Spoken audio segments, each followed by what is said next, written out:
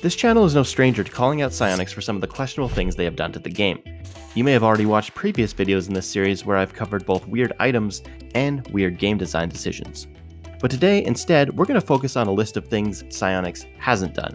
Now, these 7 game ideas aren't necessarily the best ones I've ever heard of, but it's more a list of reasonable and seemingly obvious additions that I find weird Psyonix hasn't added over the last 5 years. Now, despite that, I will try and be objective and explain both sides, including some justification as to why we haven't seen these yet. Now, before we start, I have a quick announcement, and don't skip this, it's not an advertisement. Guys, there's been a lot of account scams going on through Discord, and I just want to warn you, no creator is ever going to DM you that you've randomly won a giveaway. That's not real. These scam bots have been using names like Psyonix Gifts or RL Drop, or even impersonating creators. Don't click on these links, don't put your info into these sites. Stay safe, guys. Alright, once you've hit that subscribe button, we'll start the countdown at number 7. The ability to make and use custom training packs arrived in patch 1.25 December 2016. It was a pretty big addition, and Psyonix even spelled out a list of planned future improvements to make it even better. The only problem is, none of this ever happened. I could probably make a whole video about ideas to improve Rocket League training, but I wanted to focus on one thing that I think should have been included from the start: the ability to train as a team, whether it be passing plays, defensive rotations, or just a way to hang out and work on the same shots. The ability to do training packs with friends is a much needed feature. On a similar note, even something as simple as party free play would be nice. The feature pretty much already exists in between casual matches, why not let us have it when we want? Now at this time you can make an artificial version through private match mutators. You can set the time and boost to unlimited, disable goal reset, there you have it, a scuffed version of team free play. Just a note, in defense of the lack of improvement in custom training, Psyonix did make a Reddit post about this just a year after it came out. There they assured us that the plans were still in place, just at a low priority. Dev resources were being spent on things that impacted a larger portion of the player base and helped push the game forward, which is a reasonable excuse and probably could be applied to a lot of the great ideas that players have. Now this idea is far from new. Over the last 5 years, a post about customizable demo explosions appears on the subreddit at least a couple times a month. I even made my own post back in 2018, though this was mostly just to show off a thumbnail I made for a video.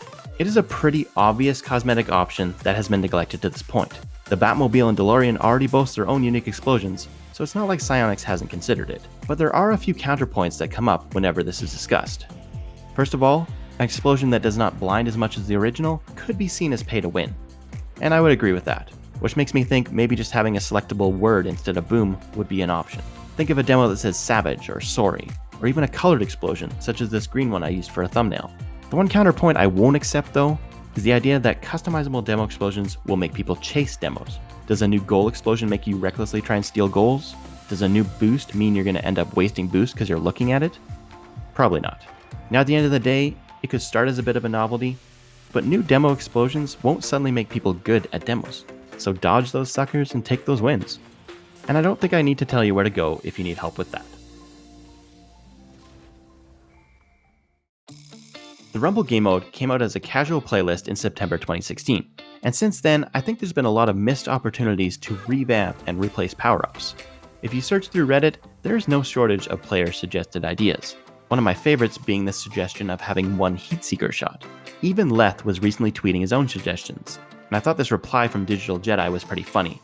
His idea is an ability that makes the opponent only have soft touches, and he called it weak sauce. As a counterpoint, now that Rumble is ranked, it does make it less likely that Psyonix would want to mess with the power-ups. Like I said, they missed the opportunity. For lack of a better word, this RNG game mode is surprisingly balanced as is.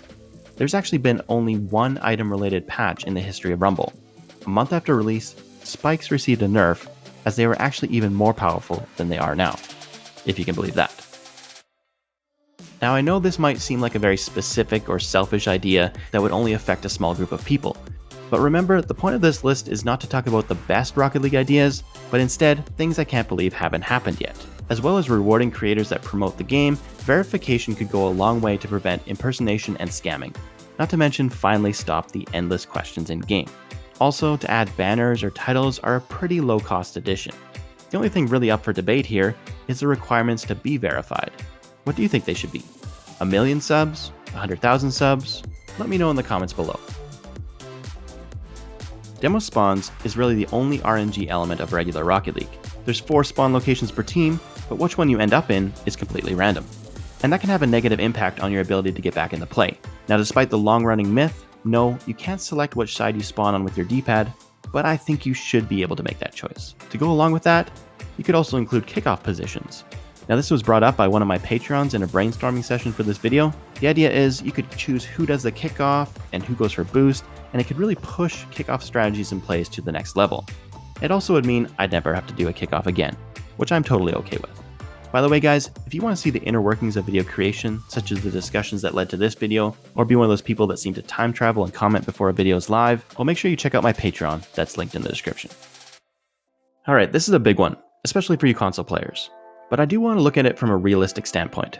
Making maps and mods work across all 4 platforms is a difficult task. Thus, the fact that Psyonix hasn't completely opened up this capability to the whole community with some kind of broad custom map support is understandable to me. But I am surprised they haven't decided to take a more targeted approach. By choosing specific maps and mods from the community, maybe by way of contest or votes, they could then implement them into the game themselves.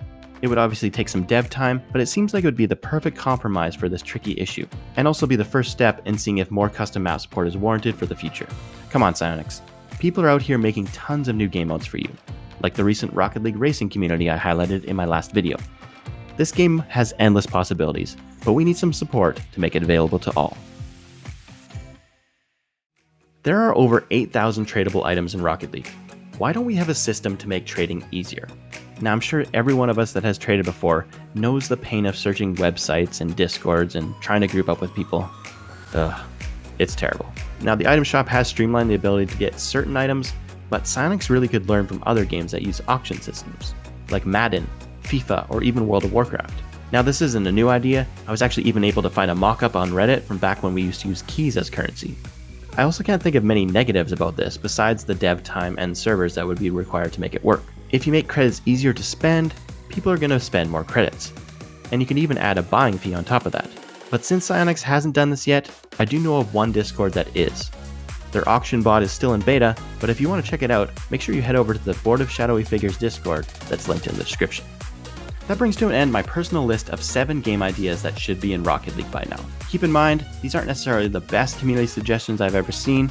This is more a list of reasonable changes that I think should have been an easy choice to add sometime in the last 5 years. Which one would you like to see the most? Let me know in the comments below. As always, I appreciate you watching my content and would love it if you could subscribe and check out some more of my videos linked here. My name is Rocket Sledge. Thanks for watching.